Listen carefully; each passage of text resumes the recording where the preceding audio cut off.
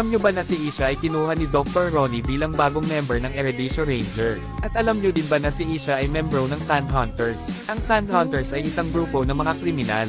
Gustong dakpin ni Isha si Dr. Ronnie, ngunit nang dakpin na niya ito ay merong malakas na pagsabog dahilan ng pagkagulo sa Ereditio. Hinanap ni Isha kung sino ang sangkot sa malakas na pagsabog sa Ereditio hanggang sa may nakita siyang isang lalaki, at ito si Nolan, na isang traveling scholar sa Ereditio, na pinaghihinalaan niya na sangkot ito sa pagsabog.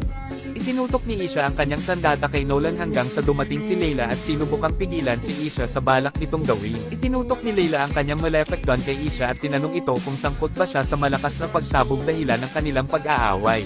Nagulat si Layla dahil nalaman niya na si Isha pala ay isang Ereditio Ranger kahit siya ay isang Sand Hunters o membro ng mga kriminal. Nang malaman ni Layla na hindi sangkot si Isha sa malakas na pagsabog ay gusto nitong makipagtulungan si Isha sa kanya na hanapin ang sangkot sa pagsabog. Pumayag naman si Isha na makipagtulungan kay Layla na hanapin ang sangkot sa pagsabog dahilan ng pagkabigo niya na dakpin si Dr. Ronnie. Kung ikaw ay matagal nang hindi nakapag-open ng ML ay maaaring mong pindutin ang link na nasa taas ng pangalan ko upang makakuha ng libreng skin.